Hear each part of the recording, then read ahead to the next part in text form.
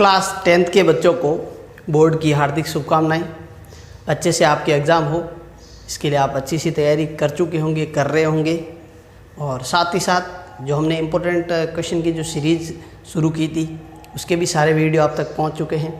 अब हम 1-2 दिन का वक्त बचा, इसमें मोस्ट ऑफ यूनिट 1 to 8 और 9 से 16 यूनिट के इम्पोर्टेंट क्वेश्चन आप तक वीडियो के थ्रू पहुंचा रहे हैं। उम्मीद है आपके लिए ये भी सहायक सिद्ध होंगे। अगर आप पुराने वीडियो जो हमने अपलोड किए हैं उसे आपको वापस देखना है तो यहाँ पे प्रेस कर सकते हैं आप, आई बटन है इसमें। इस आई बटन को प्रेस करने से आपको पुराने वीडियो की सारी लिस्ट आ जाएगी। उसमें से आप अपने सेलेक्टेड वीडियो या जो भी टॉपिक आपको कवर करना है उस वीडियो को देख सकते हैं। फर्स्ट ऑफ ऑल हम शुरू कर रहे हैं आज 1 to 8 यूनिट के अंदर फर्स्ट यूनिट, जिसमें हमारा मोस्ट इम्पोर्टेंट जो मेथड है ध्वजांक विधि। इस विधि से रिलेटेड 2 वीडियो ऑलरेडी पहले ही अपलोड है, उसे आप प्लेलिस्ट में देख सकते हैं। आज हम एक क्वेश्चन ले रहे हैं जो थोड़ा सा ट्रिकी है, थोड़ा अलग टाइप का है। ध्वजांक मेथड में किस तरह से ये होता है। सबसे पहले आप ये सब कुछ अब तक पता लगा चुके होंगे, जान चुके होंगे कि जिस नंबर का हमें भाग देना है वो 2 पार्ट में डिवाइड करना है। जिसमें देखो फर्स्ट पार्ट 11, दूसरा 9। जो ये हम भाग नीचे लिखते हैं उसको मुख्यांक बोलते हैं और ऊंचा होता है वो झंडे की तरह होता है, ध्वजांक होता है। ध्वजांक विधि में क्या होता है कि इस नंबर का हमेशा भाग देना है और ये बाद में इनटू होता जाएगा। किस तरह से है एक बार देखते हैं इसको। सबसे पहले 11 का भाग देना है, 5 में तो जाता नहीं इसलिए 59 में, 59 में। भाग पूरे 5 बार जाने के बाद 4 शेष रहता है। भाग गया 5 बार और शेष रह गया 4। ये फर्स्ट टाइम होता है। फिर हमारे पास नया जो भाज्य मिलता है न्यू डिवाइडेंड, वो 42 मिलेगा। 42 में से देखिए 9 × 5 45 घटता नहीं है, इसलिए यहाँ पे शुरुआत में ही हमें एक कम संख्या का भाग एक कम संख्या बार देना है, यानी कि 5 बार ना देके 4 बार देना है। ये क्वेश्चन इसलिए इम्पोर्टेंट है, ट्रिकी है, इसलिए आज की इस वीडियो में हमने इसको लिया है कि भाग यहाँ पे 4 बार ही देना है। तो देखिए 11 का भाग 59 में 4 बार जाता है तो शेष 15 बच जाता है। ज़्यादा बचाना है जानबूझ के शेष, ताकि हमारे आगे नेगेटिव की प्रॉब्लम नहीं रहे। अब हमारे पास देखिए नया भाज्य न्यू डिवाइडेंड, सेकंड पॉइंट में नया भाज्य न्यू डिवाइडेंड क्या प्राप्त हुआ 152, 152। नया बनते ही उसको इम्प्रोवाइज करते हैं, संशोधित करते हैं। संशोधित भाज्य जिसको इम्प्रूव डिवाइडेंड कहते हैं, जिसको इम्प्रोवाइज करके हमने प्राप्त किया है। तो ये 152 में से देखिए ये 4 × 9 घटाना है। ये रिवीजन है, आप इसको रिपीट करके अच्छे से कवर कर सकते हैं। तो इस तरह से हमें मिलेगा 116। ये हमारे तीसरे स्टेप का पॉइंट है, जिसमें 116 क्या है हमारा संशोधित भाज्य न्यू डिवाइड इम्प्रूव डिवाइडेंड। इस 116 में भी भाग इसी देना है, मुख्यांक का ही देना है, 11 का ही देना है। तो यहाँ पे भाग इसका देते हैं तो 9 बार और शेष यहाँ पे भी ज़्यादा बचाना है, 17 बचाना है, क्योंकि ज़्यादा से ज़्यादा 9 बार ही भाग देते हैं, 10 बार हम भाग देते नहीं हैं। तो यहाँ पे इस तरह से ध्यान रखना है, 9 बार भाग चला गया और शेष फल हमने ज़्यादा बचा लिया। इस तरह से हमें ये नया भाज्य क्या प्राप्त हो गया, नया भाज्य न्यू डिवाइडेंड 178। नया बनते ही उसको संशोधित करना है। संशोधित भाज्य में क्या घटाएंगे, देखिए 178 सेम टू सेम लिख के लास्ट बार कितनी बार भाग गया, 9 बार गया, उसको ध्वजांक से इंटू करना है। 9 × 9 81, 81 घटाना है। तो इस तरह से 97 प्राप्त होगा जब आप घटाओगे। फिर 5वें स्टेप में इस 97 के अंदर भाग देना है 11 का। 8 बार भाग जाएगा यहाँ पे, तो पूरा पूरा देना है और शेष बच जाएगा हमारे यहाँ पे 9। 11 का 88 और 9 शेष बच गया। इस तरह से अब जो नया भाज्य आएगा 93, इसमें से 72 घटाया जा सकता है, इसलिए हमने 8 बार भाग दिया। यहाँ इस तरह की ट्रिक का यूज़ करने की कोई ज़रूरत नहीं है। फिर हमारा नया भाज्य क्या है? नया भाज्य 93। इसको क्या करना है? संशोधित करना है। संशोधित भाज्य इस 93 में से क्या घटाएंगे? 8 × 9 दो जांग को इंटू कराना है, लास्ट बार जिसका डिवाइड दिया। 72 घटाएंगे तो पीछे रह जाएगा 21। इसके बाद हमारा अगला स्टेप, इस 21 में 21 में भी 11 का ही भाग देना है। एक बार जाता है और शेष पल यानी रिमाइंडर, शेष पल को क्या कहते हैं? रिमाइंडर। क्या बचेगा यहाँ पे? 10 बच जाता है। एक बार भाग गया। अब शेष पल यहाँ नहीं लिखना है क्योंकि इस बॉक्स में कोई भी नंबर नहीं है, वो यहाँ लिखना है। जैसे ही लास्ट बॉक्स में चले जाते हैं, सीधा का सीधा ये नंबर नीचे आ जाएगा और इसमें से 1 × 9 घटा देना है। 107 में से 9 जाएंगे, ये 98 आ जाएगा हमारा क्वेश्चन या शेष फल, सॉरी रिमाइंडर, शेष फल। तो यहाँ देखते हैं नया भाज्य क्या बना। स्टेप पूरा लिखे, कंप्लीट। नया भाज्य बन गया हमारे 107। इसको हमने इम्प्रूव किया, इम्प्रूव डिविडेंड। 107 में से क्या घटाया? 107 में से हमने 9 घटाया, क्या प्राप्त हुआ? 98। तो इस तरह से लास्ट में आपको लिखना है क्या भागफल प्राप्त हुआ, क्वोशिएंट कितना मिला हमें, और क्या शेषफल प्राप्त हुआ, रिमाइंडर क्या रहा। तो हम देखते हैं कि यहाँ पे भागफल 4981 और शेषफल आ गया 98। ये हमारा आंसर है। ये क्वेश्चन इसलिए लिया कि इसमें थोड़ी सी यहाँ पे ट्रिक का ध्यान देना है, यहाँ पे ये स्टेप लेना पड़ेगा क्योंकि भाग जो है ज़्यादा बार जाने के बाद भी हमें एक कम संख्या लेके कम बार भाग देना है। 5 बार जाने के बाद भी हमें एक कम संख्या लेके करना है। इससे पहले ध्वजांक मेथड के जो क्वेश्चन है वो ऑलरेडी आप तक अपलोड हो चुके हैं वीडियो में, उनको आप प्रिपेयर कीजिए। अब हम इसी यूनिट का एक और इम्पोर्टेंट क्वेश्चन जो है क्यूब निकालने से रिलेटेड ज्ञात कर लेते हैं, जिसमें निखिलम मेथड से किसी भी संख्या का क्यूब निकालना, वो भी एक फॉर्मूले से किस तरह से होता है, क्योंकि इम्पोर्टेंट वो भी है। हालांकि इम्पोर्टेंट क्वेश्चन ही डिस्कस कर रहे हैं, वक्त कम बचा है, लेकिन वैदिक का संपूर्ण पाठ्यक्रम आपके वीडियो में अपलोड हो चुका है। उनमें आप एक स्पेशल एडिशन जो है वीडियो, उसके अंदर एक समीकरणों से रिलेटेड वीडियो है, उसमें हमें सूत्र शून्य साम्य समुच्चय के द्वारा समीकरण ज्ञात करने का भी सॉल्यूशन मिल जाएगा। एग्ज़ाम में 1 मार्क्स का क्वेश्चन वो भी आता है और सूत्र परावर्ती से जुड़ा हुआ भी मिलेगा, उन्हें आप देखिए। साथ ही साथ हमें जो आपके कमेंट मिले हैं, इसमें यूनिट थर्ड जो है तीसरे यूनिट के बारे में बोला है कि इसके सर कुछ क्वेश्चन ज़्यादा सॉल्व करवाएं, तो इस वीडियो में यूनिट थर्ड के सारे टाइप ऑफ क्वेश्चन हैं, अच्छे से उसको देखते रहिए और कवर करते रहिए।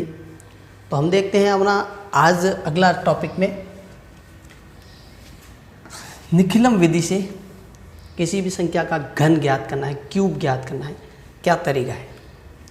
इसके लिए जो भी नंबर है उसको नोट कर लेते हैं, संख्या यानी कोई भी नंबर जो हमें दे रखा है।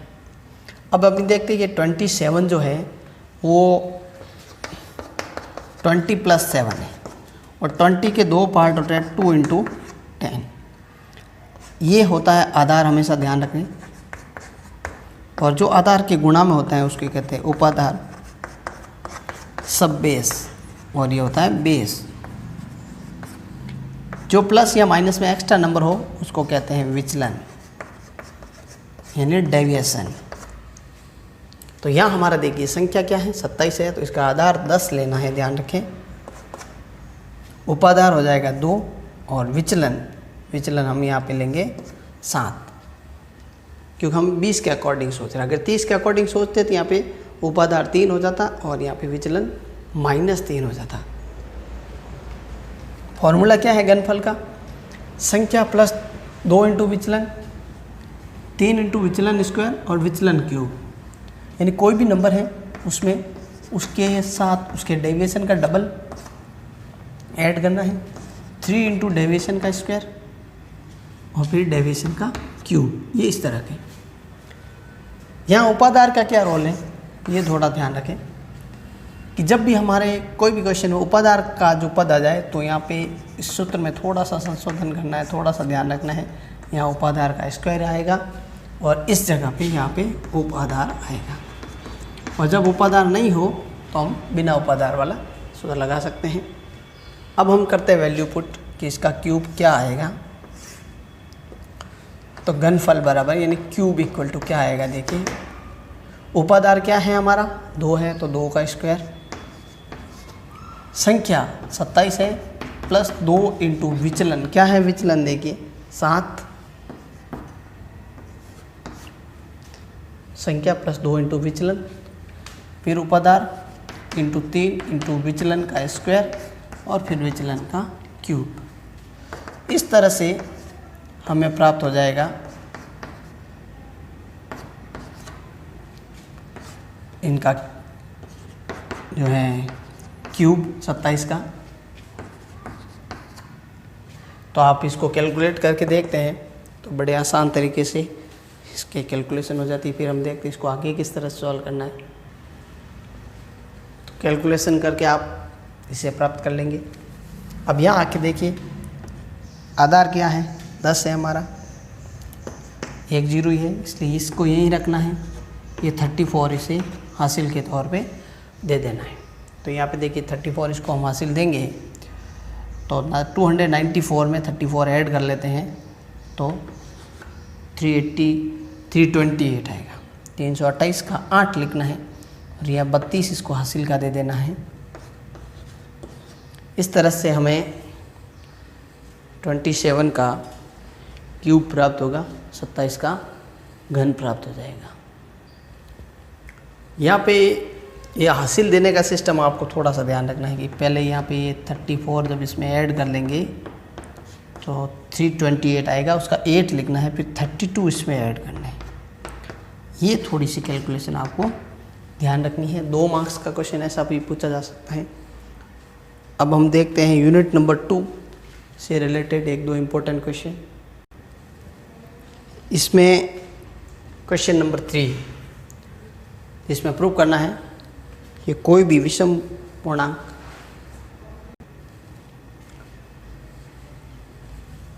ओड इंटीजर विषम पूर्णांक 6q+1 या फिर 6q+3 या फिर 6q+5 के रूप में होता है।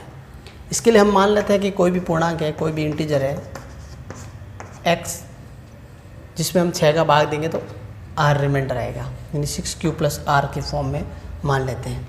6 का क्यों दिया यहाँ पे डिवाइड, क्योंकि क्वेश्चन में 6 के बारे में जिक्र है।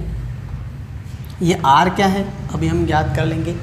वैसे इसको रिमाइंडर कहते हैं, शेषफल कहते हैं। तो हम देखते हैं किसी भी नंबर में जब 6 का भाग देते हैं तो या तो शेषफल 0 आता है, 0 से ज़्यादा आ सकता है, लेकिन 6 से कम ही आएगा, ये ध्यान रखें। तो इस तरह से हम एक एक करके r की वैल्यू पुट करते हैं। सबसे पहले r की वैल्यू 0 रखने पर पुट r = 0, तो यहाँ पे 0 पुट किया तो ये देखिए 6q आ गया। अब ये 6q जो है 2 से विभाज्य है, 2 का इसमें भाग जाता है। इसका मतलब ये सम संख्या होगा। सम संख्या मतलब इवन नंबर, ये इवन नंबर है, ठीक है। अब हम लिखते हैं r की जगह 1, r की जगह 1 पुट करने पर x equal to 6q plus 1। तो देखिए किसी भी सम संख्या में इवन नंबर में हम 1 ऐड करते हैं तो वो ओड बन जाता है। तो इसमें देखिए 2 का भाग इसमें पूरा पूरा नहीं जाता है, तो यहाँ लिखना है जो कि विषम संख्या है, विषम संख्या ओड नंबर।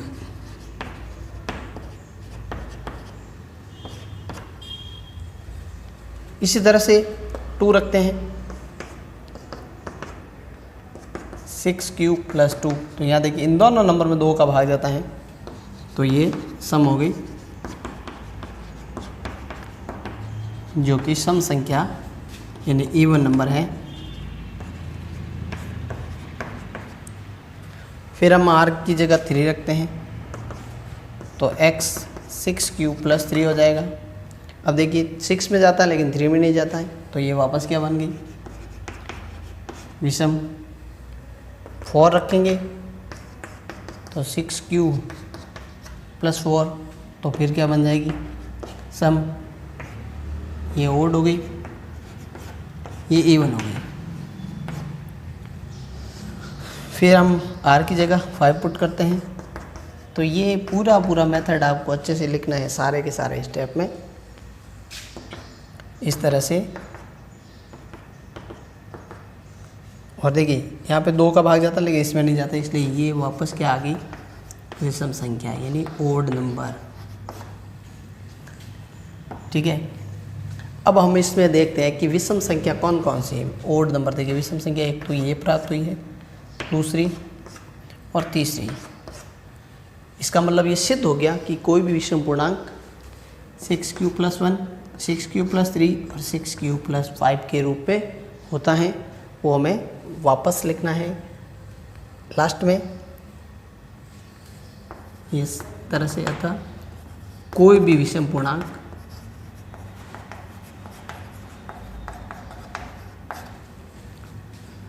(6q प्लस 1) या 6q प्लस 3 या 6q प्लस 5 के रूप में होता है, इस फॉर्म में होता है।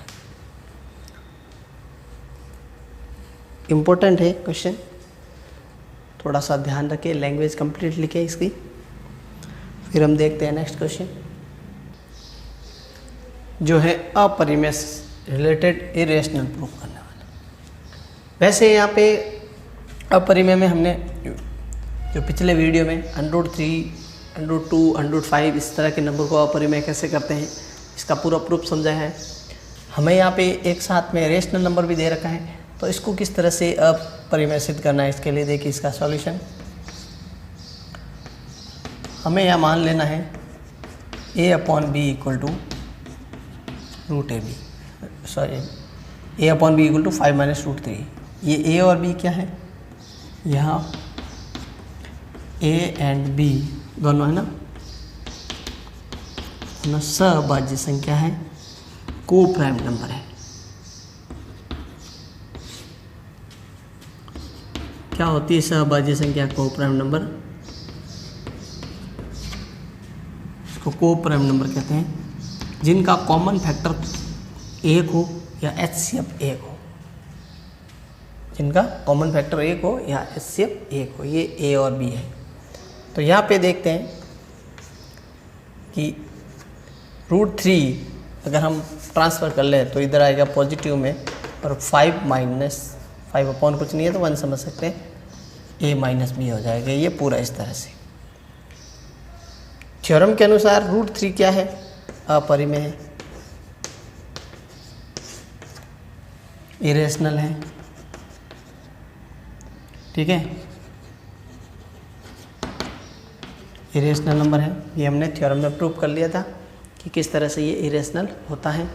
तो इसको आपको डायरेक्टली ध्यान दे देना है कि ये अगर इरेशनल है और ये दूसरा वाला पार्ट जिसको हम सॉल्व कर रहे हैं, राइट साइड वाला पार्ट 5/1 माइनस, तो यहाँ कैलकुलेशन देखें इसकी 5b माइनस a। अब ये अपॉन में है तो ये रेशनल लग रहा है, यानी परिमेय लग रहा है।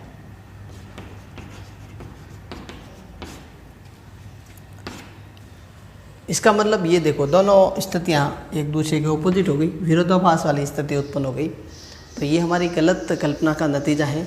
इस वजह से यहाँ लिखना पड़ेगा कि ये स्थिति हमें कैसे उत्पन्न हुई, हमारी गलत हाइपोथेसिस के कारण, गलत कल्पना के कारण। इस वजह से हमें यहाँ लिखना है 5 - √3 एक अपरिमेय संख्या होगी।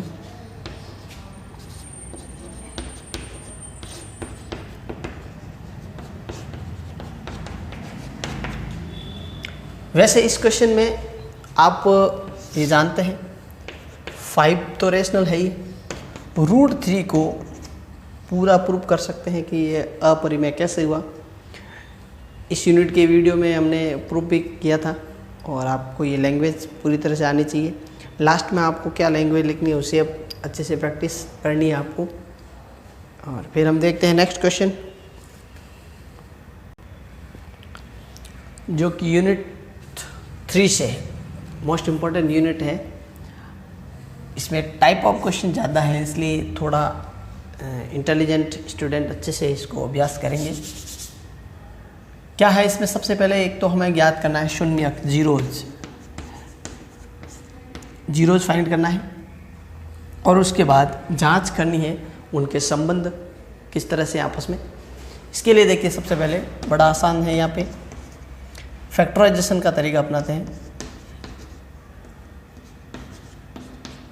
ये इस तरह से x को इन दोनों से इंटू कर दिया, इन दोनों टर्म से कॉमन क्या आ रहा है, x - √3। इन दोनों टर्म से कोई कॉमन नहीं है, लेकिन x किसका है, माइनस का, इसलिए -1 लेना है ताकि x प्लस हो जाए और √3 का चिन्ह बदल जाएगा। यहाँ पे ये दोनों ब्रैकेट सेम है, x - 3 x - 1। फिर हम क्या करते हैं, इसको शून्य के लिए, जीरोज के लिए, जो जीरोज निकालना है हमें, उसके लिए क्या है, इसके इक्वल 0 लेना है। तो इस तरह से हमें x की वैल्यू √3 और दूसरी बार इसके इक्वल 0 लिया तो x की वैल्यू 1 प्राप्त हो गई। दो जो शून्यक होते हैं उनको हम अल्फ़ा और बीटा से रिप्रेजेंट करते हैं। तो अब हम इनका संबंध चेक कर लेते हैं, जांच कर लेते हैं इसकी कि किस रूप में होंगे ये। उसके लिए दी हुई जो पॉलिनोमियल टर्म है, बहुपद है, उसको ax² + bx + c से कंपेयर करते हैं। यहाँ पे जो कंपैरिजन है वो इस तरह से होगा, जैसे a की वैल्यू यहाँ पे x² के गुणांक 1, b की वैल्यू माइनस में √3 + 1 और c की वैल्यू हमें प्राप्त हो जाएगी √3। साथ ही साथ इसको और कंपेयर करते हैं, और इसका फॉर्म होता है अल्फ़ा बीटा के फॉर्म में, उससे भी कंपेयर करते हैं। क्या है, x² - alpha + beta x + alpha beta से। तो कंपेयर करके देखें, x² का x² है, माइनस अपनी जगह है, और अल्फ़ा + बीटा देखिए, अल्फ़ा + बीटा वैसे हम ज्ञात कर भी चुके हैं। देखिए अल्फ़ा की वैल्यू है √3 + 1, तो यह देखिए √3 + 1। ये हमेशा ध्यान रखें, अल्फ़ा + बीटा जो होगा हमेशा b/a के इक्वल होना चाहिए। ये हमारा संबंध स्थापित रहेगा, क्योंकि b/a यहाँ पे a का जब डिवाइड देते हैं तो इसी कंडीशन में यहाँ देख सकते हैं आप, ax² bx + c में जब सब में a का डिवाइड दिया, क्योंकि हमें x² को अकेला रखना है इक्वल टू 0 समझ के, तो b/a x के इंटू में c/a ये कांस्टेंट है। तो ये देखिए x का कोफिशिएंट है b/a, और यहाँ पे देखिए x का कोफिशिएंट क्या है, -अल्फ़ा + बीटा, x का कोफिशिएंट है ना, और यहाँ x का कोफिशिएंट है b/a। तो इसको जब हम सॉल्व करते हैं तो ये माइनस ट्रांसफ़र हो जाता है, अल्फ़ा + बीटा -b/a। ये इस तरह से इनका संबंध होना चाहिए। तो देखिए माइनस का माइनस, बी की वैल्यू हमने क्या लिखी ऊपर, वो भी माइनस में है, इसलिए थोड़ा सा इसको इस तरह से लिखना है, अपॉन ए 1 है, ये माइनस माइनस प्लस हो गया, तो हमें क्या प्राप्त हो गया, √3 + 1 अपॉन 1, जो कि इसके इक्वली है। ये हमारा संबंध किस तरह से आया उसका स्टेप है। अब हम देखते हैं इनका गुणनफल किस तरह से आपस में बराबर होगा। उससे पहले तो गुणनफल में दोनों को इंटू करवाते हैं, अल्फा इंटू बीटा। ये हम निकाला इनका प्रोडक्ट, गुणनफल, इनकी प्रोडक्ट की जांच कर रहे हैं। यहाँ हमने की थी योग की जांच, यहाँ पे यानी सम।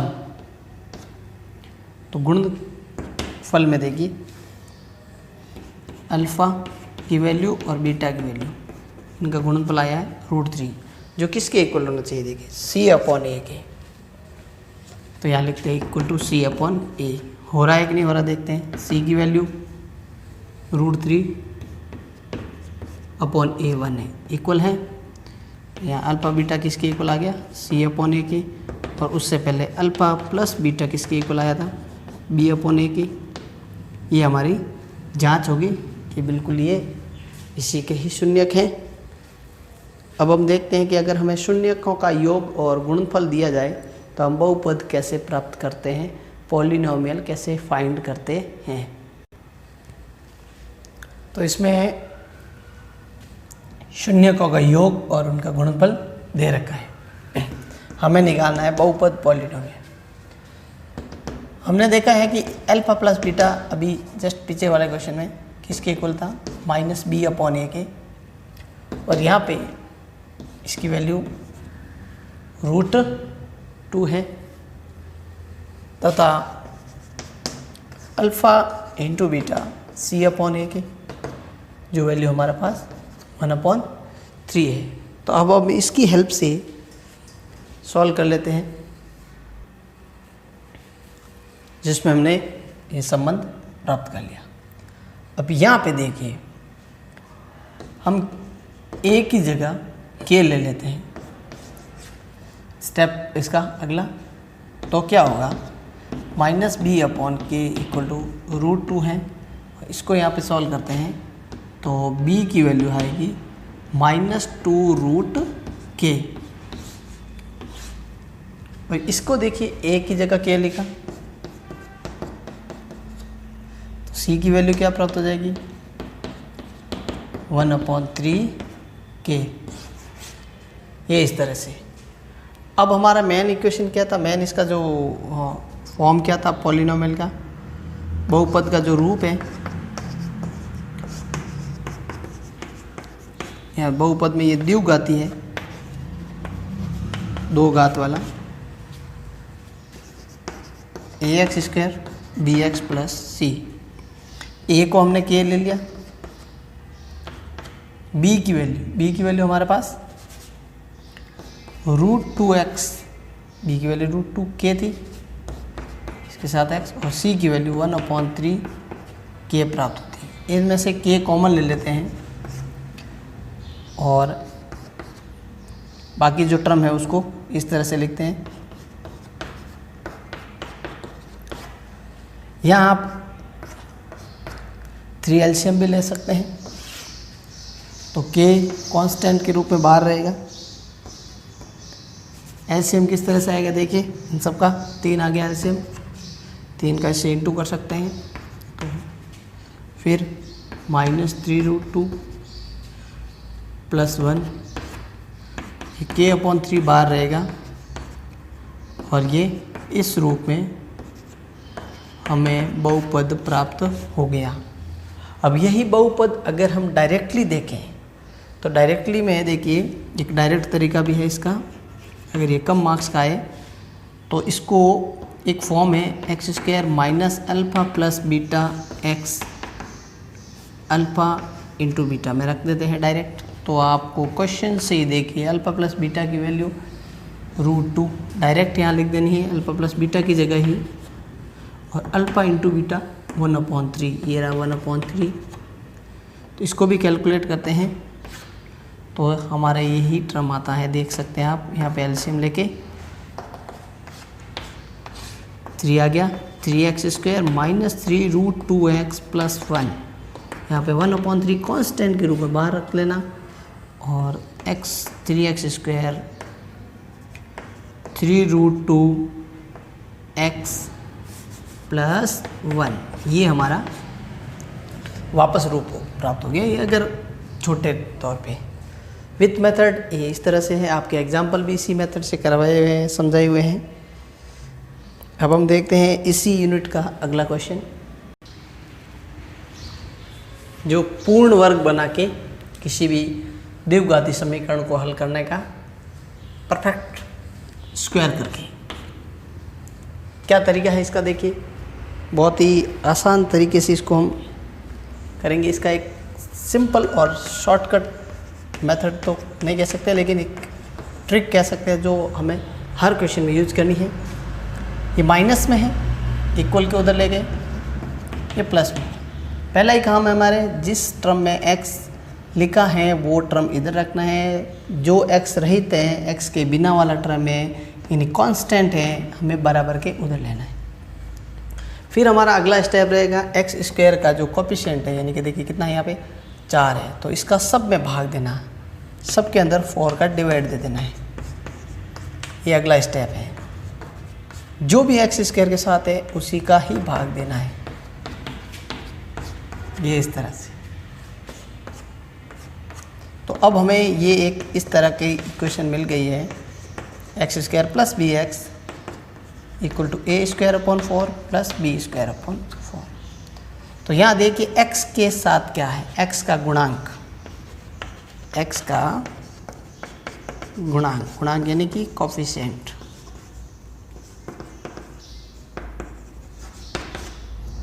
कोफिशिएंट क्या है, x का कोफिशिएंट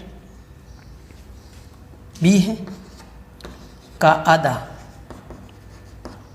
देखिए b प्लस का है इसलिए b का आधा, b/2। अब इस b/2 का वर्ग यानी स्क्वायर, b²/4 होगा, इसका भी वर्ग किया, इसका भी वर्ग किया। दोनों ओर जोड़ने पर, इसको दोनों ओर जोड़ना है, एडिंग बोथ साइड, जोड़ने पर क्या होगा आप देखिए, x² bx, इसमें क्या जोड़ना है, b²/4 यहाँ पे जोड़ना है, और ये टर्म दोनों पहले से हम लिख देनी है, यहाँ पे भी b²/4 जोड़ना है, ये कट हो जाएगा। फिर देखते हैं ये क्या बन जाता है, x² plus bx plus b²/4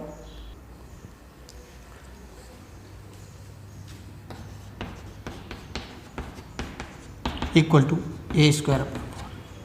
ये एक परफेक्ट स्क्वायर बनेगा, पूर्ण वर्ग बनेगा। और किसका बनेगा ये भी ध्यान दे दीजिए आप, x लिखना है और x के साथ x के गुणांक के आधे को लिखना है, यानी ये क्या है यहाँ पे b/2, यहाँ पे प्लस में b/2 ही लेना है हमेशा, जो यहाँ के x के गुणांक का आधा होता है उसी को लेना है हमेशा। ये a²/4।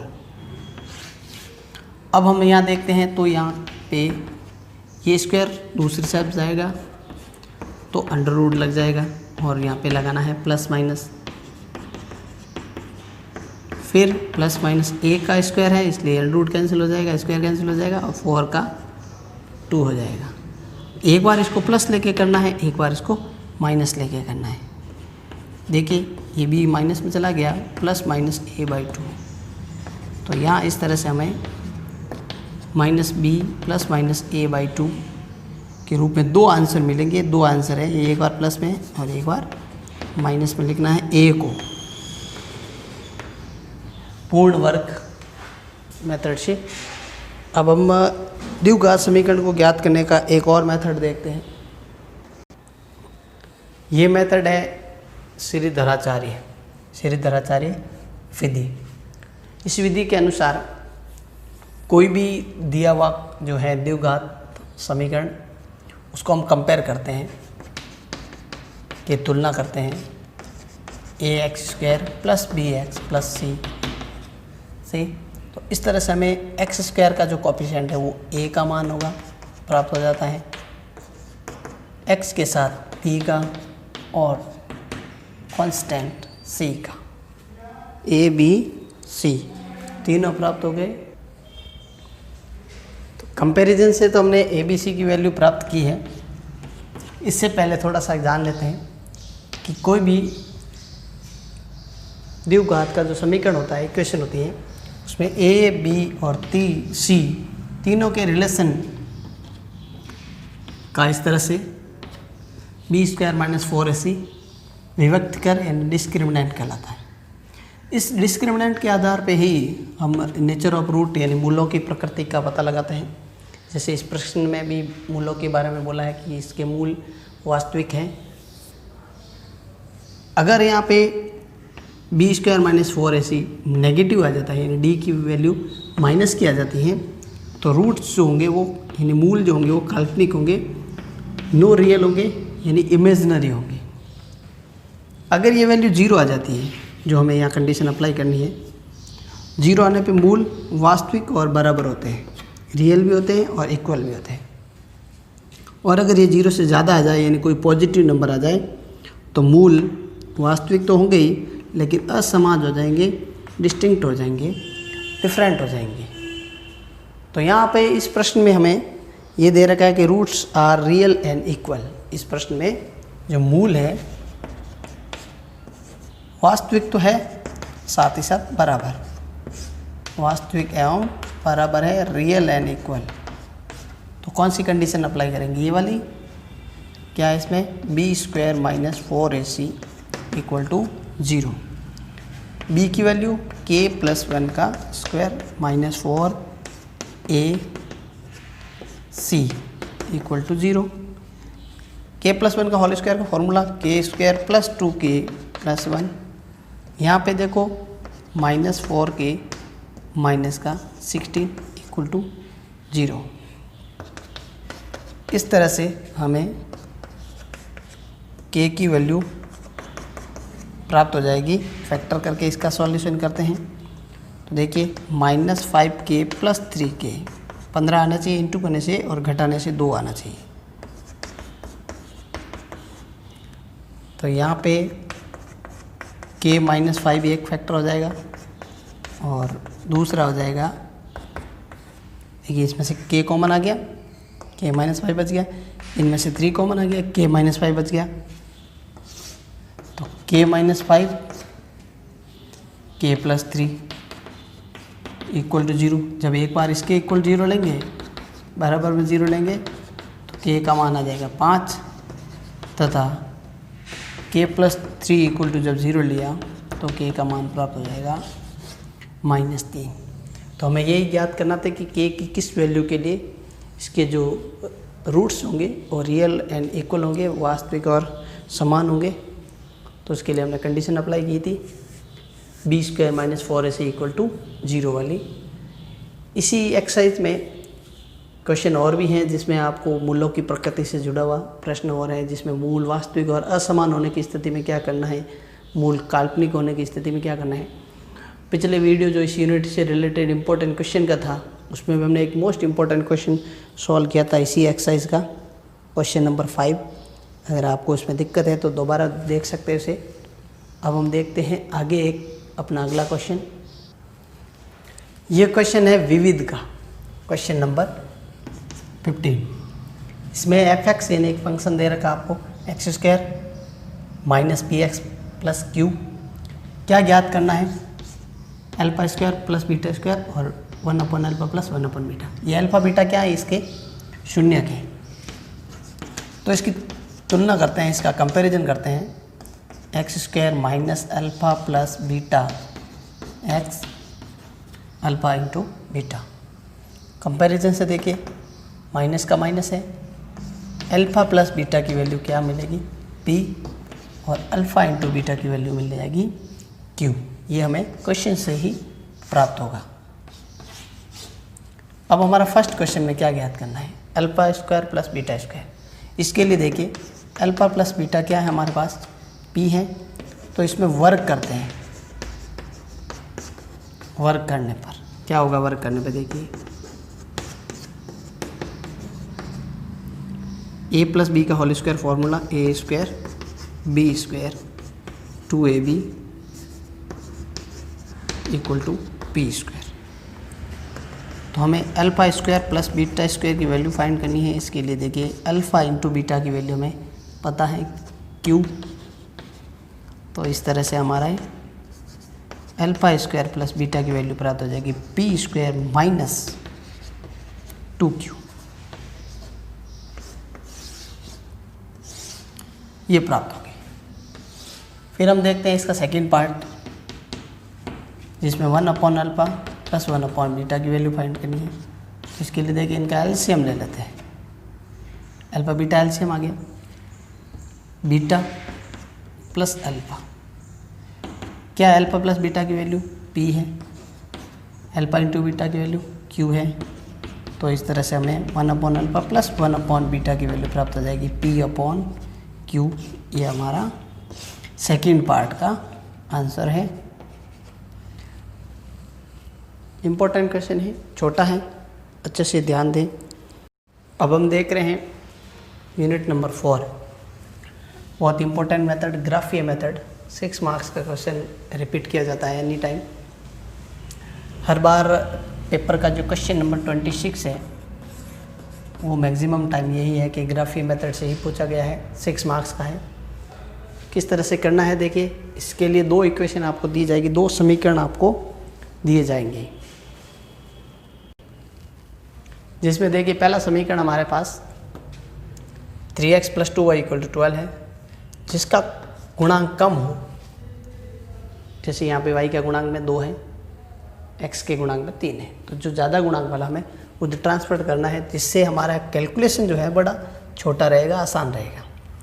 तो इस तरह से हमने y की वैल्यू प्राप्त कर ली 12 - 3x/2। इस x का मान हमें रखना है।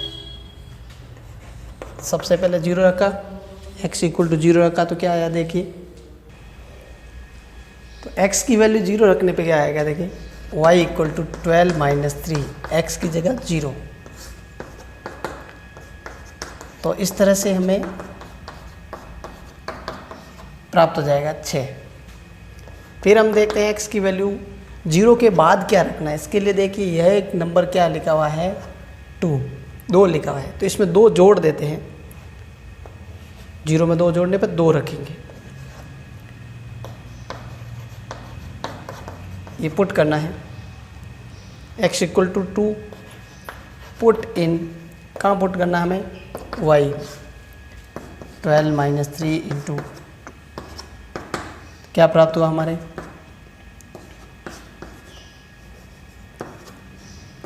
6 के अंदर 2 का भाग 3 बार। फिर हम पुट करते हैं यहाँ पे, देखिए इसमें भी 2 जोड़ना है, हर बार 2 इसलिए जोड़ना है कि इसका आंसर हमें आसानी से मिले। तो ये 2 x = 4 रखने पर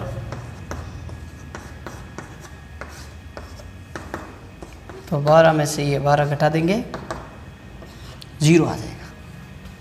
इस तरह से इस प्रश्न में एक टेबल प्राप्त हो जाएगी हमें, जो कि तीनों मान x के, तीनों मान y के दर्शाने के लिए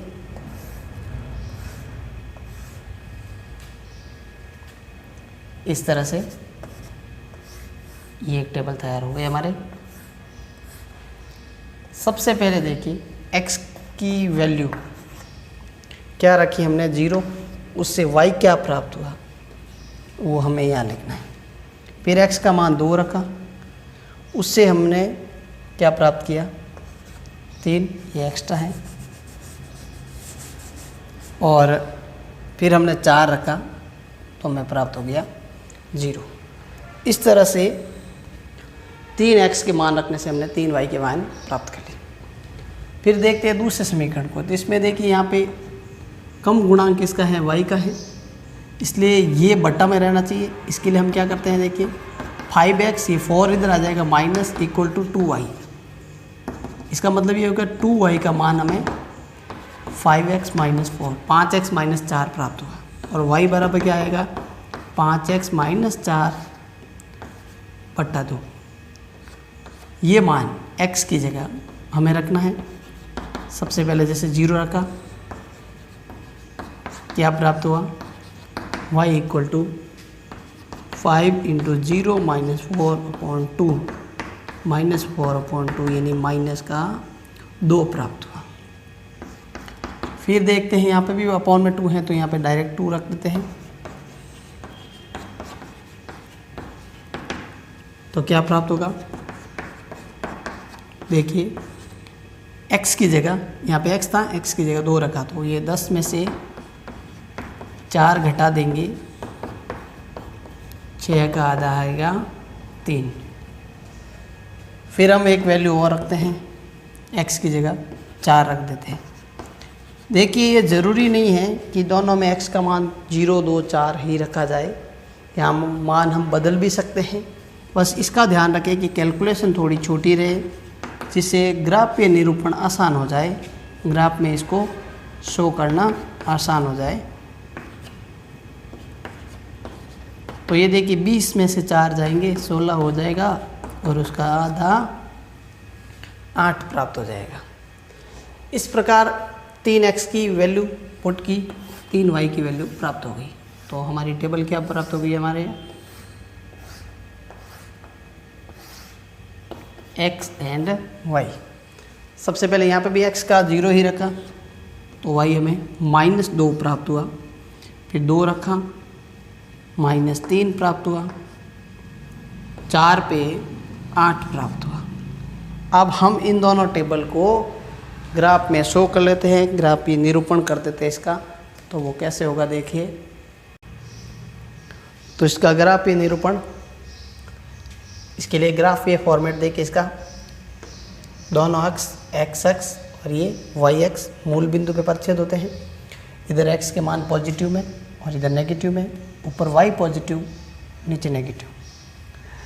इससे पहले ग्राफ ये मेथड से रिलेटेड वीडियो में कंडीशन भी आपको समझाई है, यूनिट नंबर 4 के वीडियो के अंदर। आप प्लेलिस्ट में उस वीडियो को भी देख सकते हैं। उस वीडियो में भी हमने एक क्वेश्चन डिस्कस किया था। आज हम इसके 2 समीकरण की दोनों टेबल प्राप्त कर चुके हैं। अब इन टेबल को ग्राफीय निरूपण करते हैं, इसके टेबल का ग्राफ में प्लॉट करते हैं। तो देखिए सबसे पहले x की वैल्यू 0, y की 6, तो y एक्सिस पर x का मान 0 होता है, यह आपको ध्यान रखना है। हमारा पहला बिंदु यहाँ आएगा। इसके बाद x का मान 2, y का 3, x का यहाँ 2 है, y का यहाँ 3 है, इन दोनों का क्रॉसिंग पॉइंट इस जगह पे होगा। और फिर 4,0, ये रहा 4,0।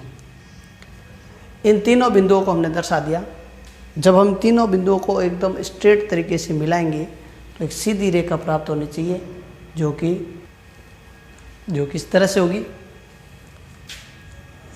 0,6, 2,3, 4,0, तीनों को सीधा मिलाया, ये हमारे फर्स्ट इक्वेशन का ग्राफ आ गया। उसके बाद हम शो करते हैं सेकेंड का। देखिए 0x का y का -2 यहाँ पे है, 2 -3, जो कि x की वैल्यू 2, y की वैल्यू -3 यहाँ रहेगा। और 4x का मान और y का मान आ जाएगा अपने यहाँ पे। देखिए जो 3 है वो किस तरह से लिया जाएगा, सॉरी ये 3+ का है। जहाँ हमारी इक्वेशन थी 2y = 5x - 4, इसमें हमने वैल्यू पुट की थी x की 2, तो इस तरह से y की वैल्यू 6/2 3 प्राप्त हुई थी। ये 3+ का है, इसका थोड़ा ध्यान दें। 0, -2 कहाँ है, यहीं पे है। 2,3 ऑलरेडी पहले से ही शो हो रखा है। और 4, 8, x की वैल्यू 4, y की 8, देखिए यहाँ तक। तो ये तीनों पॉइंट एक ही लाइन में आएंगे। इसको एक लाइन में किस तरह से शो करते हैं देखिए, तो इस तरह से प्लॉट होगा इसका ग्राफीय निरूपण। दोनों का क्रॉसिंग पॉइंट 2,3। पहली वाली line 2x plus 3x plus 2y equal to 12, 5x minus 2y equal to 4। ये दोनों समीकरण इस बिंदु पे परिच्छेद होते हैं। यही हमारा आंसर है। सबसे इम्पोर्टेंट बात यह है कि जो हमने टेबल बनाई है इसकी वैल्यू को थोड़ा सा ध्यान से रख के लाइन हमारी सीधी इक्वेशन में आनी चाहिए, सीधी एक स्ट्रेट लाइन में आनी चाहिए, तभी हमारा आंसर राइट माना जाएगा। ये परिच्छेदन बिंदु है। और यहाँ पे हमें एक और क्वेश्चन भी पूछा है कि ये जो है वाई एक्सिस पे कहाँ पे परिच्छेद हो रहा है, तो उन बिंदुओं को भी लिखने को ज्ञात करने को बोला है। तो यहाँ देखिए एक वाई एक्सिस पे बिंदु है 0,-2 और दूसरा है 0,6। ये दोनों बिंदु वाई एक्स पर है, वाई एक्स पर प्रतिच्छेदन बिंदु है, इंटरसेक्शन पॉइंट है।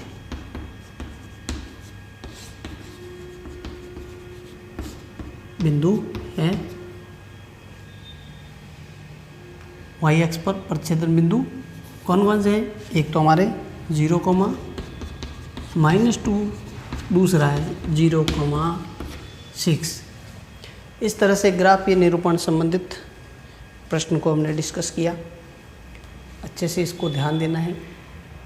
अब हम इसी कंटिन्यूएशन में देखते हैं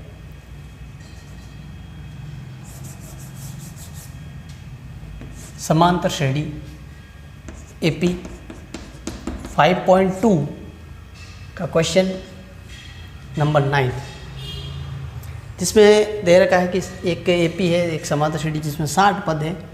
उसमें से प्रथम पद हमें दे रखा है, लास्ट टर्म 60वां पद हमें दे रखा है, 32वां पद हमें ज्ञात करना है। सॉल्यूशन में देखिए, सबसे पहले ए एन का फॉर्मूला प्रैक्टिस होनी चाहिए इसकी। ए एन की जगह 60 है, 60 है, ए हमें ज्ञात है 60 - 1 इंटू डी हमें पता नहीं है, लेकिन 60वां पद क्या है वो हमें पता है। इस तरह से ए प्लस 59D का मान 125 हो गया। 59D को हम सॉल्व करते हैं तो हमें प्राप्त हो जाएगा D का मान 2। सिंपल क्वेश्चन है ये, 2 प्राप्त हो गया। फिर देखते हैं कि A हमें पता है, D हम ज्ञात कर चुके हैं, हमें निकालना है 32वां पद, इसलिए n की वैल्यू 32 लेनी है, an ज्ञात करना है, यानी 32वां पद ज्ञात करना है। वही फॉर्मूला दोबारा, a plus n minus 1 into d. A n की जगह 32, a plus 32 minus 1 into d 2 है। तो इस तरह से हमें 32वां पद प्राप्त हो जाएगा 69। सिंपल है, छोटा क्वेश्चन है। इसी एपी से जुड़े हुए इम्पोर्टेंट क्वेश्चन जो प्लेलिस्ट थी हमारे इम्पोर्टेंट क्वेश्चन की सीरीज, उसमें पार्ट 4 में हमने इसका डिस्कशन किया था। मैक्सिमम क्वेश्चन आपको वहाँ से मिल जाएंगे, उसको आप प्लेलिस्ट से जाके ज़रूर देखें। अब हम देख रहे हैं इसी एक्सरसाइज का एक एग्जाम्पल यूनिट का 20वां बहुत इम्पोर्टेंट एग्जाम्पल है, जिसमें इस प्रकार की एक सीढ़ी है जिसमें सबसे लंबी लकड़ी जो यूज हुई है वो हमें दे रखा है, सबसे निचला वाला पार्ट 45 सेंटीमीटर। इस तरह से हर एक सीढ़ी के बीच की डिस्टेंस 25 सेंटीमीटर दे रखी है, और लास्ट जो ऊपर वाली सीढ़ी है उसकी लेंथ भी 25 दे रखी है। फर्स्ट है ये और ये लास्ट है। यहाँ से लेके यहाँ तक टोटल जो दूरी है, टोटल जो हाइट कह सकते हैं वो है 2.5 मीटर। कुल ऊंचाई यहाँ पे टोटल हाइट 2.5 मीटर है। इसको सेंटीमीटर में कन्वर्ट करते हैं तो 2.5 को 100 से इंटू कर देंगे तो ये 250 आ जाएगा, 250 सेंटीमीटर इसकी हाइट आ गई। अब यहाँ पे देखिए, एक तो शुरुआत में ही लकड़ी की सीढ़ी लगी हुई है, फिर दूसरी, फिर तीसरी, इस तरह से करके टोटल सीढ़ियों की संख्या जो है वो कितनी होगी, वो कैसे ज्ञात की जाएगी। देखिए प्रारंभ में है, इसलिए देखिए यहाँ से लेके टोटल ऊंचाई कितनी है 250, प्रत्येक के बीच में, दो के बीच में डिफरेंस कितने का है 25 का, एक एक्स्ट्रा होगा। ये एक एक्स्ट्रा क्यों हुआ, क्योंकि हमने शुरुआत में मिल लिया था। जस्ट फॉर एग्जांपल आप देख सकते हैं कि ए और बी दो पॉइंट हैं। अगर ए पे एक खंबा हमने ऐसे खड़ा कर दिया, ये दूसरा, ये तीसरा, इस तरह से ऐसे 5 खंबे हमने खड़े कर दिए। प्रत्येक खंबे के बीच में जैसे डिस्टेंस हमें ज्ञात करनी है और टोटल हमें दे दिए 20, तो यहाँ पे प्रत्येक के बीच में 20/5 4 सेंटीमीटर का गैप होगा, 4 का। अब हम देखते हैं कि 4 आया कैसे। यह भी 4 है, ये 4 है, ये 4 है, ये 4 है, तो हो गया 16। तो रियल में क्या है कि इसका गैप 4 का नहीं है, 5 का है। 5 5 5 5 देखिए 5 5 5 5 टोटल कितना हो गया 20 हो गया। अब ये 5 कैसे आया, इसके लिए तरीका देखिए, खंभों की संख्या 5 थी, वो हम समझते हैं कि बाद में ज्ञात की, बीच में डिफरेंस 5 का है, उसमें 1 जोड़ना है, तो 4 + 1 टोटल कितना हो गया 5। इट मीन्स जितना गैप है उससे 1 ज़्यादा। इस तरह से देखो गैप में प्राप्त हो गया हमें 5-5 सेंटीमीटर का गैप। तो इस तरह से तो 4 खंभे आते हैं, पहले वाले को हम स्टॉप करते हैं, यहाँ से स्टार्ट किया, लेकिन क्योंकि एक प्रारंभ में है वो 1 हमें जोड़ना है, ये ध्यान रखिए। इस तरह से 11 ये n की वैल्यू हो जाएगी 11। सबसे नीचे वाली सीढ़ी a है, सबसे लास्ट l, जिसको an भी कह सकते हैं हम, ऊपर की तरफ चलना है। फॉर्मूला Sn ज्ञात करना है, इसमें प्रयुक्त होने वाली लकड़ी की लंबाई ज्ञात करनी है, तो बड़ा आसान formula n bracket a + n/2। n हमने ज्ञात कर लिया 11, a 45 + 25/2। तो इस तरह से हमें प्राप्त हो जाएगा इसका मान 385 सेंटीमीटर या फिर 3.8 मीटर की लकड़ी की ज़रूरत पड़ेगी, प्रयुक्त होगी। ये बहुत ही इम्पोर्टेंट टाइप का एग्जाम्पल है। इसमें ये एक जोड़ने का जो प्रक्रिया है, जो तरीका है, वो आपको समझना बड़ा ज़रूरी है, क्योंकि शुरुआत में है, यहाँ पे कोई डिस्टेंस नहीं थी। 25 सेंटीमीटर के डिस्टेंस पे दूसरा आ गया। देखिए डिस्टेंस तो हमने एक बार काउंट की है, 2 बार आ चुका, तो ये थोड़ा सा आपको ध्यान देना है। अब हम देखते हैं आगे अपना क्वेश्चन अगला, इसके विविध का है, जिसमें हमें क्वेश्चन नंबर 14, जिसमें Sn दे रखा है। n की वैल्यू पुट करते हैं 1, तो S1 आएगा, देखिए 3 1 का स्क्वायर अपॉन 2 इस तरह से प्राप्त हो जाएगा हमें S1 की वैल्यू। ये S1 ही A1 होता है, प्रथम पद होता है, ये ध्यान रखें। अब हम पुट करते हैं n की वैल्यू 2, तो S2 क्या होगा 3 2 का स्क्वायर अपॉन 2 5 × 2/2। तो ये देखिए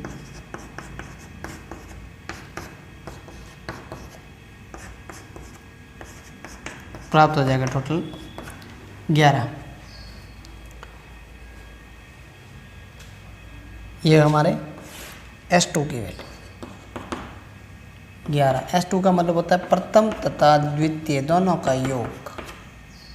प्रथम पद हम ज्ञात कर चुके हैं, तो द्वितीय पद, दूसरा पद हमारे को प्राप्त हो जाएगा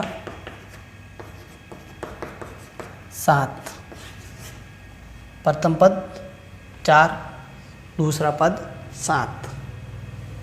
फिर हम ज्ञात करते हैं इसका कॉमन डिफरेंस, डी का मान, दूसरा पद और पहले पद का अंतर होता है 7 माइनस 4, कितने का गैप हो गया, 3 का।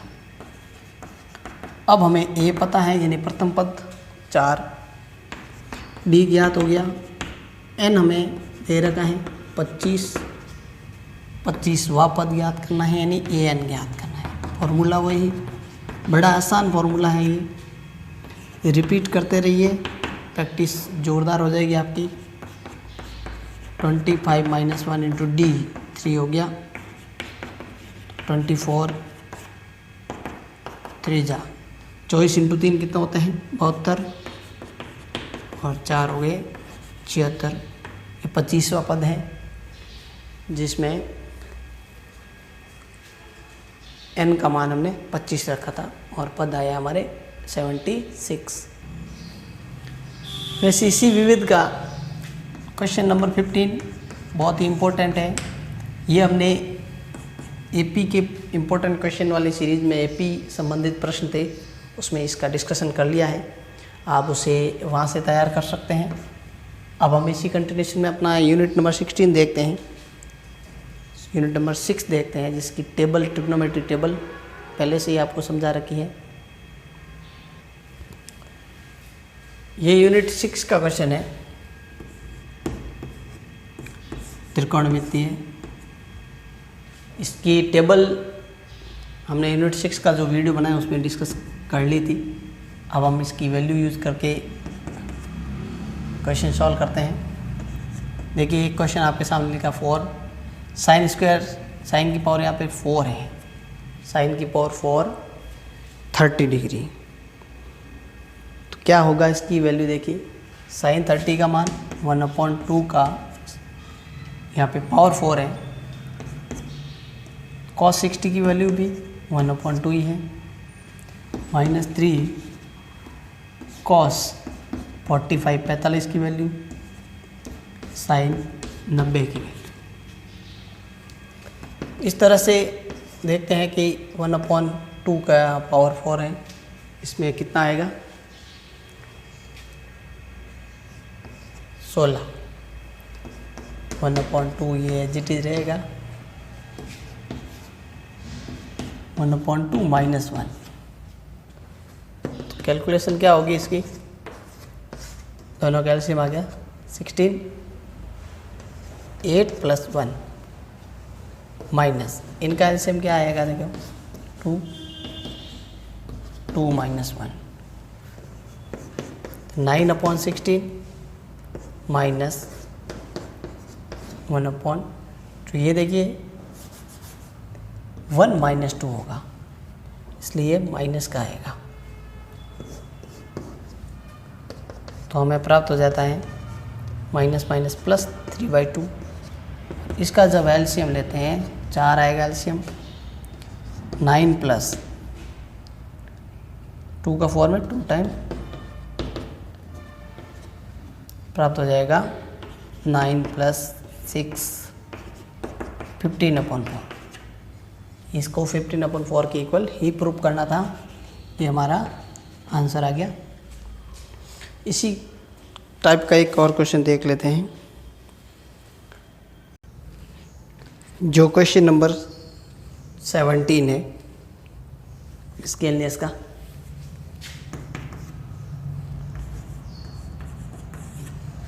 विविध का है, इससे पहला वाला भी क्वेश्चन विविध का ही था।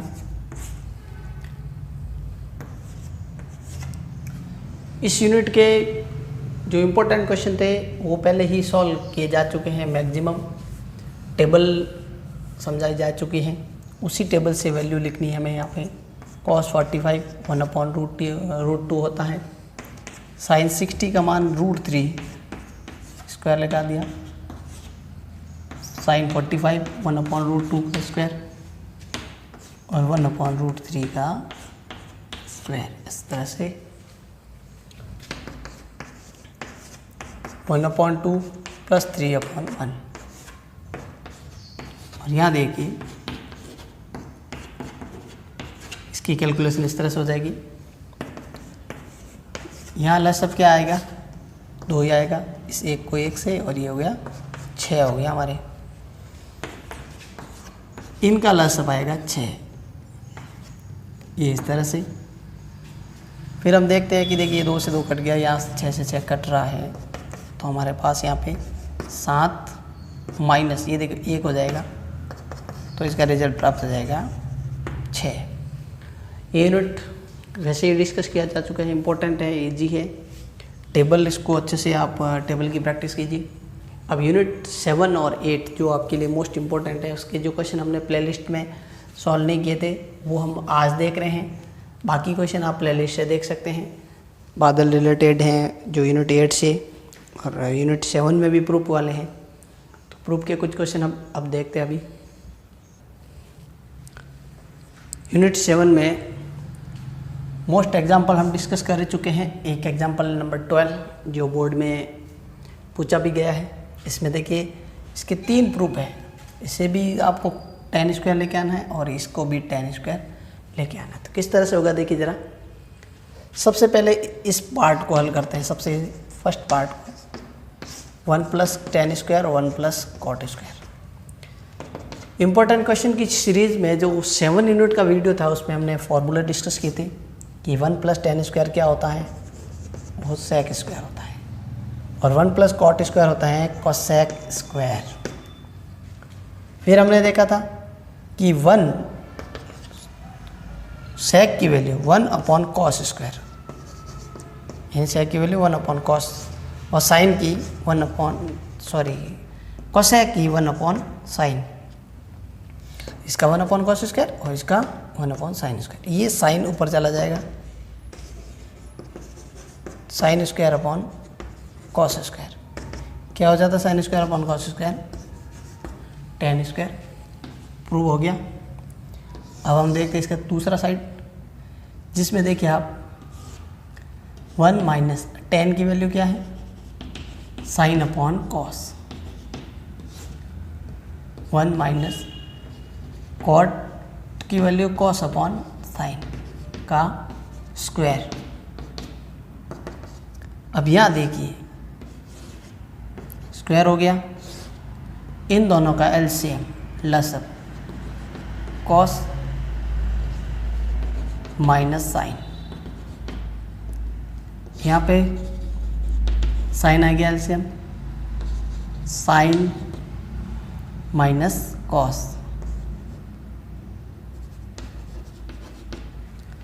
इन दोनों का निशान चेंज है, बाकी तो सेम टू सेम है।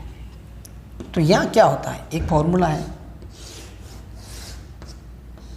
a माइनस बी का होल स्क्वायर लिखो या b माइनस ए का होल स्क्वायर लिखो, वो दोनों सेम होते हैं। तो यहाँ पे हम क्या करते हैं, चेंज कर लेते हैं।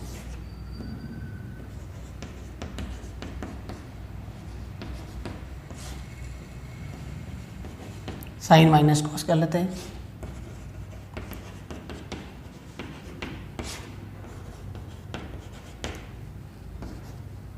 तो ये दोनों एक जैसे बन गए। स्क्वायर है इसलिए किया जा सकता है। यहाँ पे देखिए स्क्वायर सेपरेट लगा लेते हैं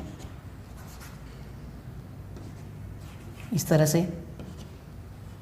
इन सब पे स्क्वायर है, इस पार्ट पे भी स्क्वायर है, यहाँ पे भी स्क्वायर है, सब जगह स्क्वायर है। तो ये कॉस माइनस साइन को साइन माइनस कॉस का स्क्वायर लिख दिया इस फॉर्मूले के अकॉर्डिंग। कॉस स्क्वायर हो गया, साइन माइनस कॉस का स्क्वायर हो गया, ये साइन स्क्वायर हो गया। ये पूरा का पूरा टर्म सेम है, यहाँ 1 आ जाएगा। ये साइन इंटू हो जाएगा 1 से ही। देखो साइन का 1 से गुणा कराए, साइन अपॉन कॉस हो गया 10। यहाँ पे भी क्या आ गया 10। इक्वल किसके प्रूव करना था, tan स्क्वायर का ही। तो sine square upon cos square tan square आ गया है। ये एग्जाम्पल इम्पोर्टेंट है। अब हम देखते हैं नेक्स्ट क्वेश्चन, जो एक्सरसाइज 7.1 का क्वेश्चन नंबर 26 है। इसमें हमें लेफ्ट साइड में देखिए सॉल्व करनी है और राइट साइड को प्रूव करना है कि राइट साइड के इक्वल आना चाहिए ये। तो कॉस का कॉस 1 माइनस टेन को लिख देंगे sine upon cos, sine a upon cos a, sine as it is 1 minus cot का कॉस अपॉन साइन। अब हम देखते हैं कि यहाँ पे एलसीएम क्या आएगा, कॉस माइनस साइन प्लस ये साइन अपनी जगह एज इट इज और इनका एलसीएम साइन माइनस कॉस। फिर देखते हैं कि इंटू कराने से इन दोनों को इंटू करवाया, cos square cos minus sine. यहाँ पे देखिए साइन स्क्वायर,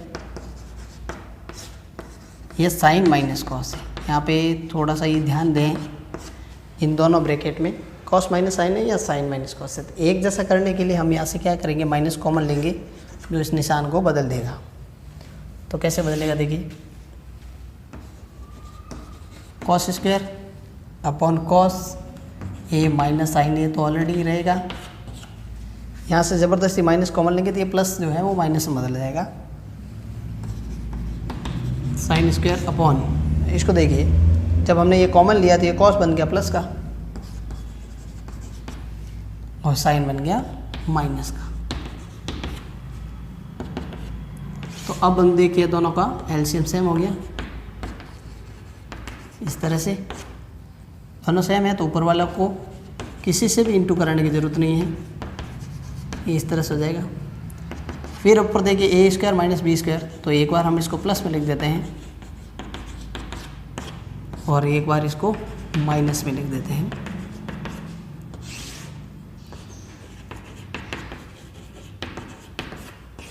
इस तरह से हमें प्राप्त हो जाएगा इसका RHS वाले पार्ट के इक्वल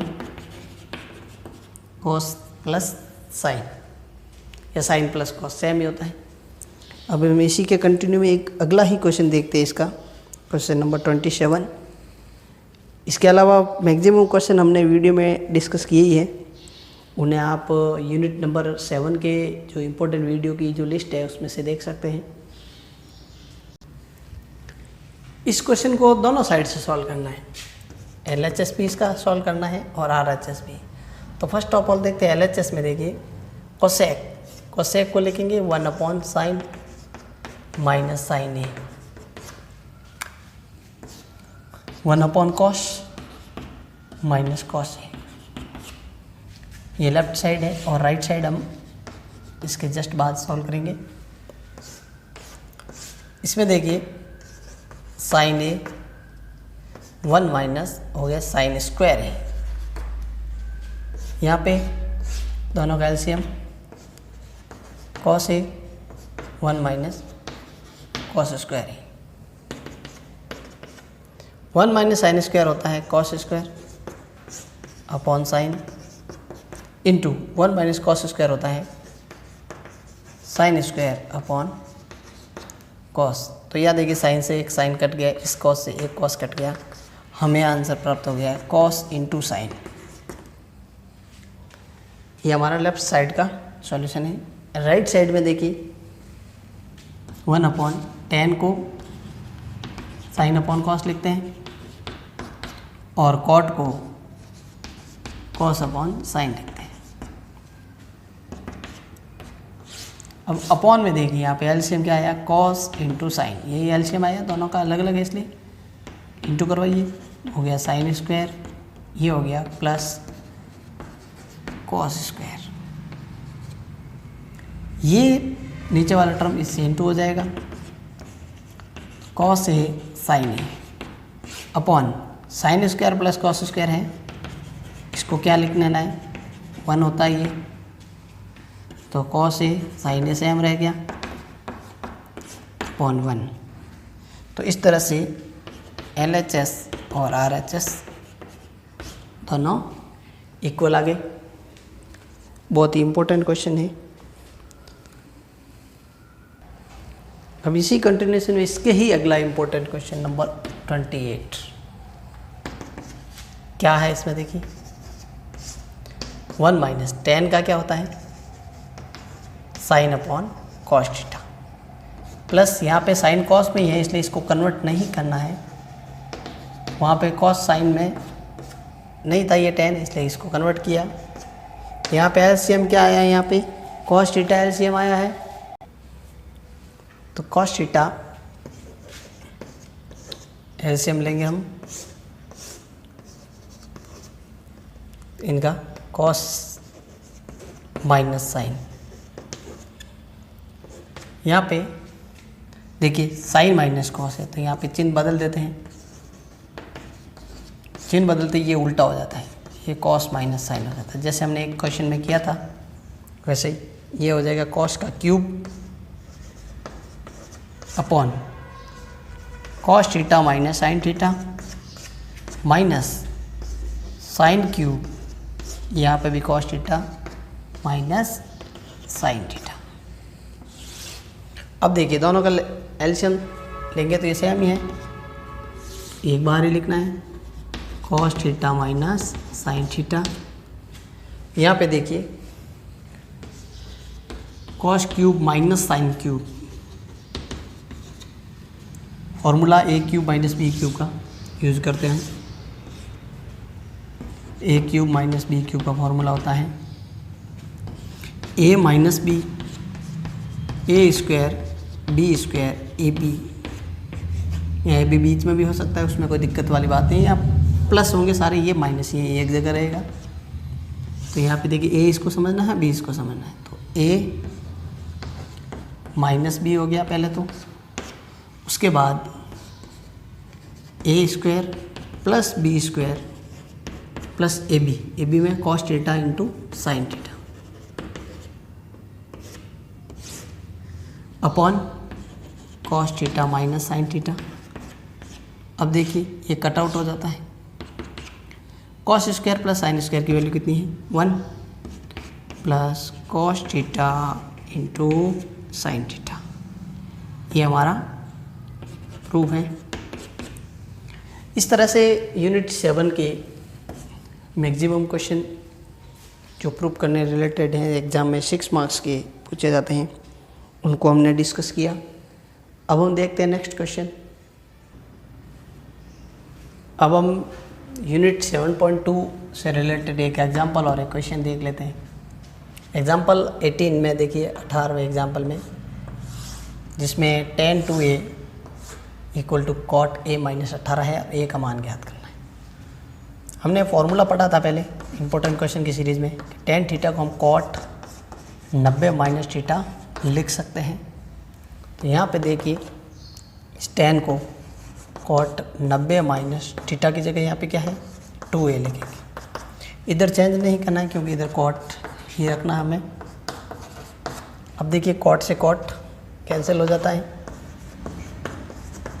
और इस तरह से हमें बड़ी आसानी से a की वैल्यू प्राप्त हो जाती है। a प्लस 2a 108 और ये हो गया 3a। a की वैल्यू 108 में 3 का डिवाइड दे देते हैं जो कि हमें 36 मिल जाएगी। a का मान 36 डिग्री है। इस टाइप के एक्सरसाइज के क्वेश्चन भी हमने सॉल्व किए थे, उन्हें आप इम्पोर्टेंट क्वेश्चन की सीरीज़ में देख सकते हैं जो आप कंटिन्यू में देखते भी आए होंगे। इसी कंटिन्यूशन में क्वेश्चन नंबर 16 7.2 का, ये भी आसान है। साइन थीटा देखिए कॉस 90 माइनस थीटा जो होता है वो साइन थीटा ही होता है, और ये कॉस थीटा।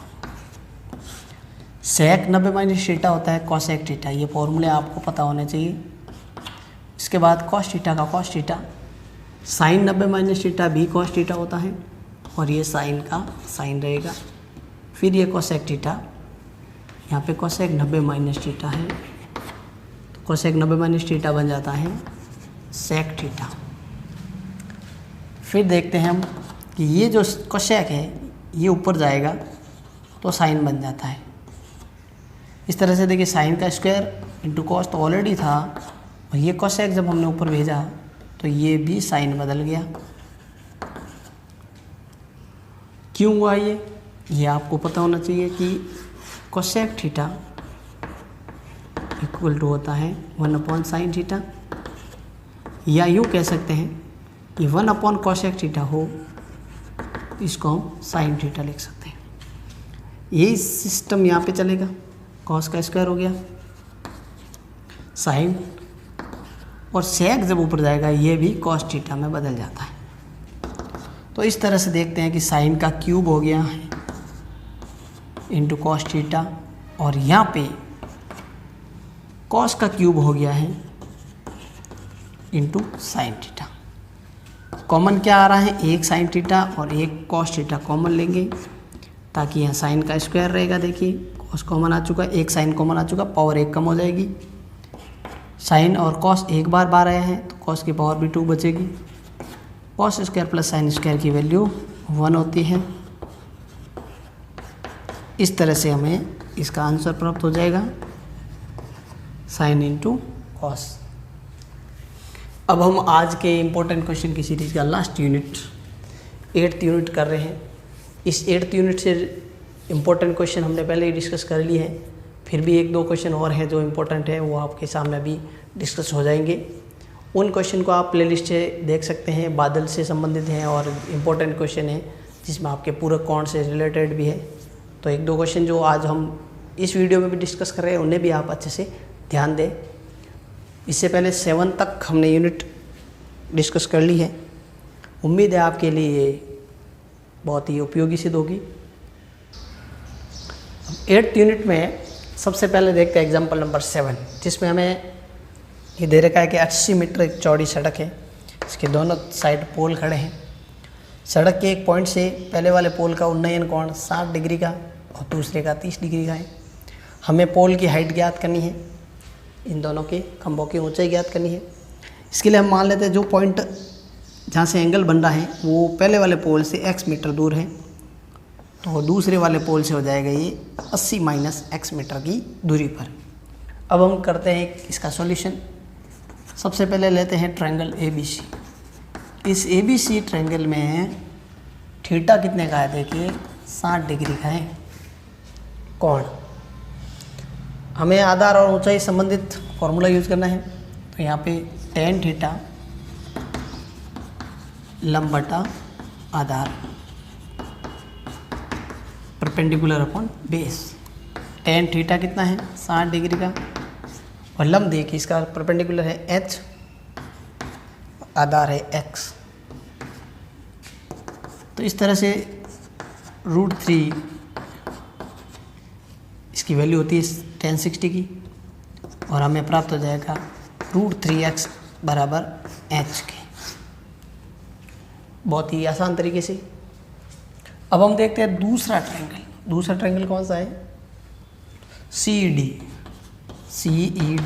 इसके अंदर देखिए थीटा 30 डिग्री का है, यहाँ पे tan थीटा, यहाँ पे लंब कितना है देखिए h, और आधार है 80 minus x, h 80 minus x। tan theta 30 का है, और h की वैल्यू ये देखिए, h की वैल्यू हमारे पहले क्या प्राप्त हो चुकी है, √3x 80 माइनस x। इसका मान कितना है 1/√3, √3x और ये 80 माइनस x। क्रॉस इंटू करते तो देखिए इंटू हो जाएगा 3x, ये इंटू हो जाएगा 80 माइनस x। तो इस तरह से 3x माइनस x का प्लस x हो जाएगा, इधर आके 4x बराबर 80 आ गया, और x का मान हमने आराम से प्राप्त कर लिया 20। हमें ज्ञात करनी थी इसकी ऊंचाई, हाइट। h इक्वल टू क्या है √3x, और अब √3 को √3 रहने देते हैं, और ये वैल्यू हमने प्राप्त कर ली है। तो इसकी हाइट आ जाएगी 20√3 मीटर। दोनों खंभों की समान ऊंचाई 20√3। अब देखते हैं इसके आगे एक और इम्पोर्टेंट क्वेश्चन। ये है एक्सरसाइज का क्वेश्चन नंबर 19। इसमें एक टावर की हाइट हमें पूछी है। एक बिल्डिंग से इस टावर को देखने पर उन्नयन कोण एंगल ऑफ एलिवेशन 60 डिग्री का, एंगल ऑफ डिप्रेशन 45 डिग्री का। ये भी 45 ही रहेगा इस तरह से। तो इसमें सबसे पहले हम मान लेते हैं इसकी हाइट को h, ये h-7 हो जाएगा क्योंकि यहाँ से यहाँ तक 7 इक्वल है इसके। ट्रायंगल लेते हैं सबसे पहले 45 डिग्री वाला ABC ट्रायंगल। एंगल 45 डिग्री का है। tan थीटा, लंब यहाँ पे क्या है देखिए AB और आधार है BC। tan थीटा की वैल्यू में देखिए, थीटा हमें 45 डिग्री का दे रखा है, AB कितना है 7, BC हमें ज्ञात करना है। tan 45 की वैल्यू 1 होती है। इस तरह से BC की वैल्यू 7 प्राप्त हो जाएगी। और ये BC आप देख सकते हैं किसके बराबर है, AE के। तो ये AE की भी वैल्यू हो गई। अब लेते हैं हम दूसरा ट्रायंगल। इस त्रिभुज में AED में थीटा 60 डिग्री का, ये लंब है, ये आधार है। tan 60 DE upon AE। tan 60 की वैल्यू हमें लेनी है। DE क्या ज्ञात किया हमने, h-7 जो हमने h हाइट मानी थी, और AE 7। tan 60 की वैल्यू √3 होती है। इस तरह से 7√3 इक्वल टू h-7। 7√3 बराबर h-7। 7 यहाँ पे आएंगे, प्लस हो जाएंगे, और यहाँ से 7 कॉमन लिए तो हमें h का मान मिलेगा, h प्राप्त हो जाएगा मीटर में।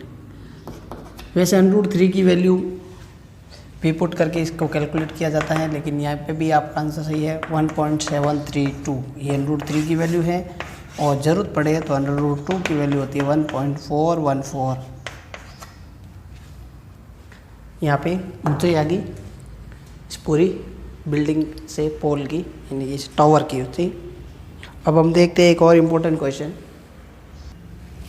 इस क्वेश्चन में, ये क्वेश्चन नंबर 28 है।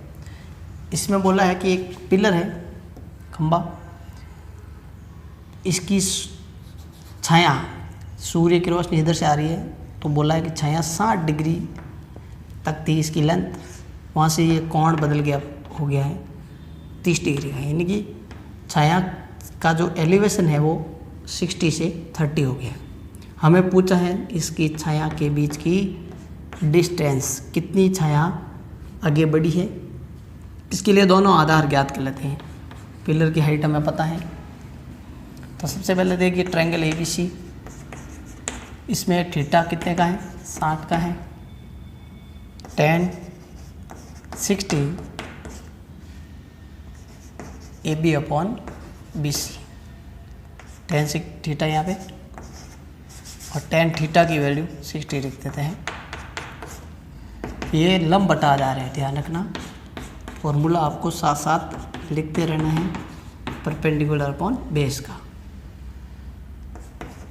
बेस हमें पता नहीं है, tan 60 की वैल्यू √3,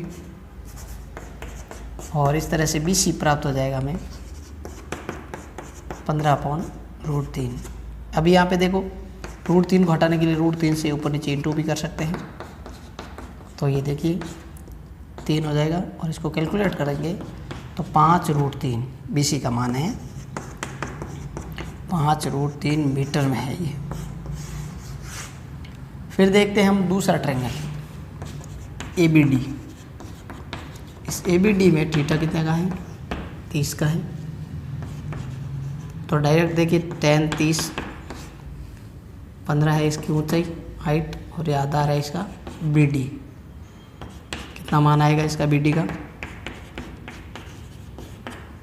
क्रॉस मल्टीप्लाई कराएं तो 15√3 आ जाएगा BD का मान। हमें क्या ज्ञात करना था? छाया के बीच का अंतर। तो देखते हैं अंतर क्या होता है। छाया का अंतर या छाया के बीच का अंतर BD माइनस BC। 15√3 में से 5√3 को हमने घटाना है। √3 कॉमन आ गया, 15 माइनस 5 10√3। √3 का मान 1.732, अगर 10 से इंटू करें तो 17.32 मीटर डिफरेंस होगा दोनों छाया के बीच में। जो पहले छाया थी उसके बाद बदल के जो आगे बढ़ी उसके बीच में। अब हम आज का लास्ट क्वेश्चन देखते हैं, एग्जाम्पल नंबर 6, जिसमें हमें हाइट को प्रूव करना है √AB। इसमें A पॉइंट को C से देखने पर और D से देखने पर जो दोनों कोण बन रहे हैं वो दोनों कोण पूरक है, कॉम्प्लीमेंट है। इसके लिए हमने C कोण को 90 माइनस थीटा और D कोण को थीटा माना। यहाँ पे जो कोण D है उसको थीटा माना, और C प्लस D दोनों का योग 90 इसमें दे रखा है, पूरक है इसलिए। तो C कोण हमें प्राप्त हो जाएगा 90 माइनस थीटा, ये ध्यान रखें। अब हम लेते हैं ट्रायंगल ABC। इस ट्रायंगल में देखिए tan 90 माइनस थीटा, एंगल यहाँ पे 90 माइनस थीटा होगा, लंब और ये आधार। tan 90 माइनस थीटा का फॉर्मूला होता है cot थीटा, ये ध्यान रहे। इस टाइप से क्वेश्चन हमने पहले भी इम्पोर्टेंट क्वेश्चन की सीरीज में सॉल्व किया ही था। अब दूसरा ले रहे हैं ABD में tan इस बार थीटा का थीटा ही रहेगा। यहाँ पे लंब ये है और आधार पूरा A हो जाएगा। ये इक्वेशन नंबर 2 है। अब दोनों को इनटू कर देते हैं। cot इंटू tan इक्वल में cot की value h/b into h/a। cot into tan में देखिए जो cot होता है वो 1/10 होता है, इंटू tan का tan, यहाँ हो जाएगा h²/ab। tan से tan कट हो गया। इस प्रकार हमें AB इक्वल टू h² प्राप्त हो जाएगा। यानी h² का मान a इंटू बी के रूप में, h हो जाएगा √AB। यही हमें प्रूव करना था इस क्वेश्चन में।